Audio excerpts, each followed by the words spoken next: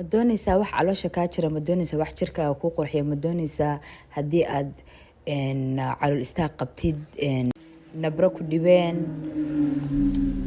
wixii lamida cabitaan caafimaad ku ah jirkaaga kuu qurxinaya, calooshana hadday ku istaagsantahay kuu socodsiinaya, hadda aad hilib rabtid hilibka iskaga jiri kartid. waa kaas waxaan isku daray tufaax, qajaar, liin dhanaan, liin bambeelmo xabad ah, celery ma garanayo waxaan Soomaali lagu yiraahdo, iyo kaaroto aan isku daray iyo sinjibiil waan isku shiiday. dhalooyin aan soo gatay ginger shot. hadda sida Afrika joogto waxaad heli kartaa takalad, haddii meel kale aad joogtiin online ka helaysaa ginger shot la dhahaa, mini ginger shots.